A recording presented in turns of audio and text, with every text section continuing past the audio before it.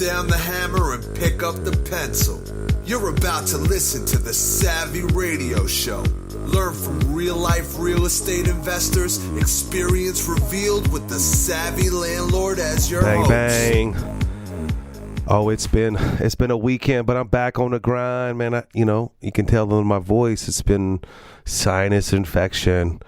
But see, you never give up. You keep going forward. You let other people cry about it, but I ain't going to cry. I'm going to keep rolling. So this episode, is for you. You just got your financials done and you're excited. You're like, my net worth went up and it's about time to borrow more money. You should be always constantly borrowing more money. Why? Because this game is based on leverage and this game is based on cash flow. You could be debt free. That's okay. That's a good philosophy.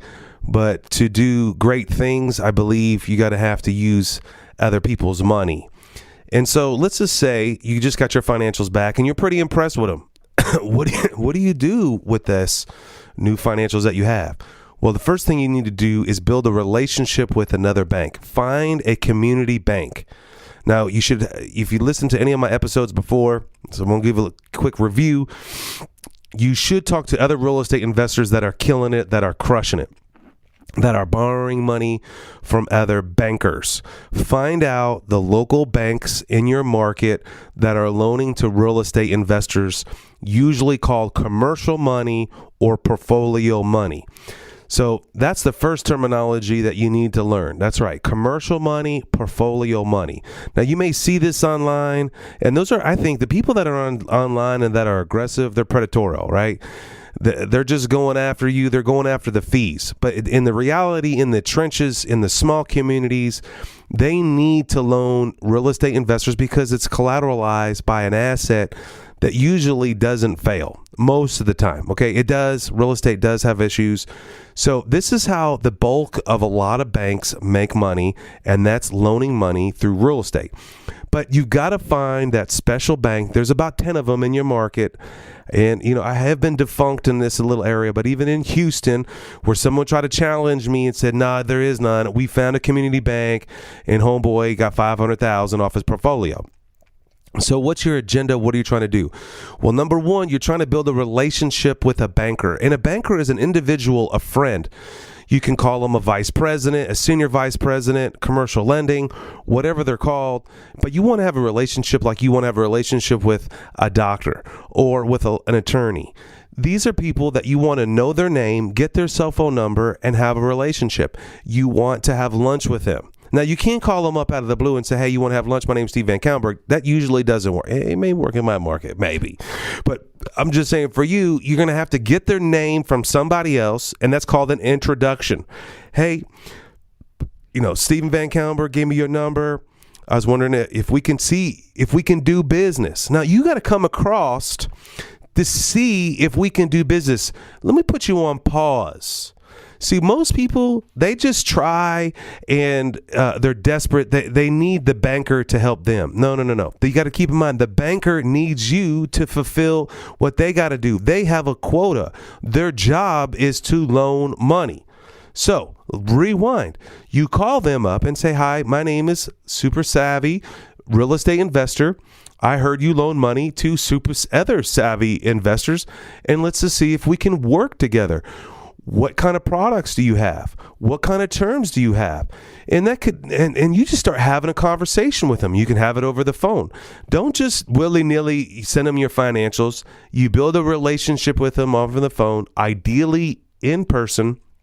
If you got to drive to their bank, and, don't get all flashed out dressy, with a suit on, just with a collared shirt, and, make sure you wash your jeans or whatever, and your boots got some dirt on them.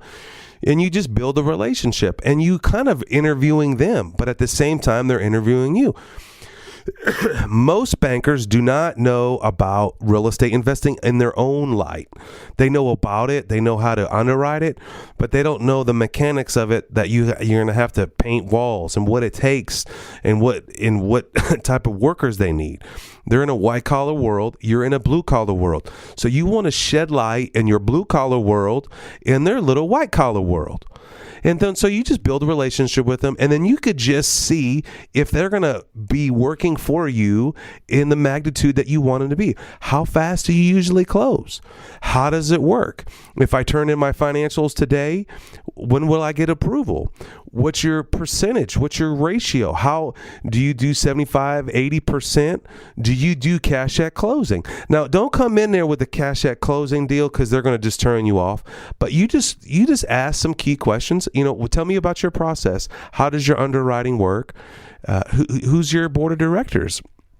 And you want to build. Now, before you even get into this meeting, you want to get to know this individual online. Google them up, find out what their position is, how long they've been with that bank.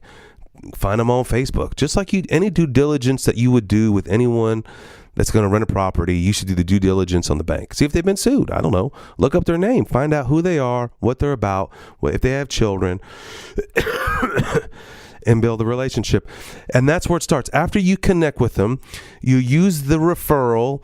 That should get them all juicy, because when you throw that person's name down, and that person could be large. That person could be, I remember the very first time a good friend of mine has 600 units. And he's like, you need to meet this individual.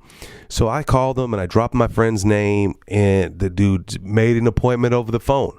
Now, this guy's bank was way down in Norman, so I drove all the way down there and had a 2-hour meeting. We became friends, and he's loaned me over $1 million since then. I would have never found that bank if my friend didn't introduce me to that bank and I dropped my friend's name. Now, during the time I was patient, my friend was refining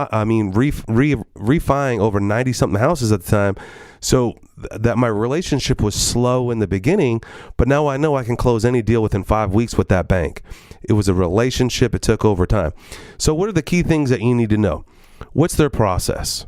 What's their ratios? And see if they can do business. Do they understand what you're trying to do? Yes, you're trying to buy deals at no money down.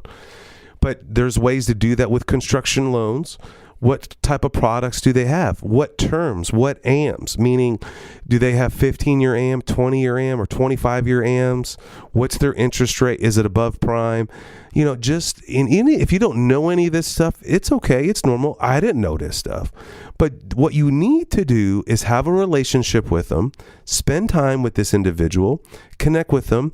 After you connect with them and you feel pretty good, then you just expose yourself, send them your financials, and then see where it goes from there. Then they're going to ask, do you want to proceed from there? And they're going to shoot you under underwriting, and they're going to ask you, what do you want? Well, I'm looking for some acquisition money. Make sure you learn some terminologies. Or, your loan's going to mature in about 2 years, and you're thinking ahead, and you may refinance out with another bank. Do you guys do cash out refis? And some banks don't, some banks do. So you got to find out. Now, are you worried about, giving your Social Security number out? Well, again, the Social Security number process is like, if you give it out one time in 30 days, it's not going to buoy your credit score. And the persona that you need to have when you're talking to this, that you don't need their money, that you're not desperate. You may really, many years in the beginning, I was so desperate. If that dude did not loan me the money, I didn't know what I was going to do. I already had diarrhea by the time I got to that meeting. He couldn't say no to me, but I never came across desperate. If you come across like, hey, I'm shopping because I'm in the middle of several transactions that I may or may not need your funding. And if you have that mentality going in, they're going to be more likely to work with you. And so that question may come up and say, well, when do you plan on doing an acquisition?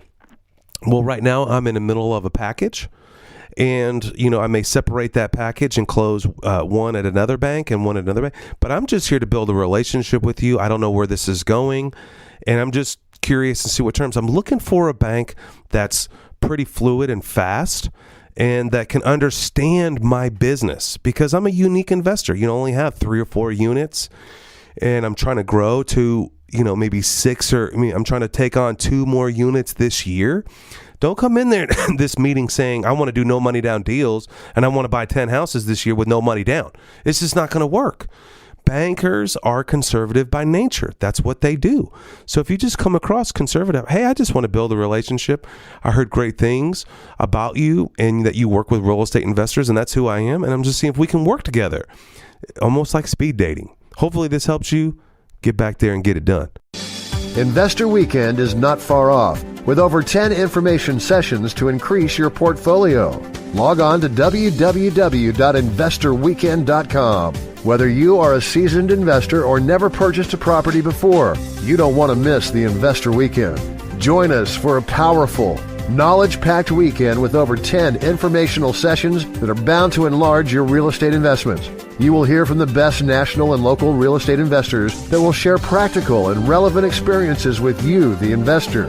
There will be several networking sessions to connect with other like-minded people for potential funding, partnerships, and yes, hot deals. Go to www.investorweekend.com. Did you know we meet once a month for the Landlord Lunch Meeting? The third Wednesday of every month. Go to landlordlunch.com. Thanks for listening to the Savvy Radio Show. Glide online and listen to our other motivating episodes at savvyradioshow.com. Connect on Twitter at LandlordBook and always be buying assets.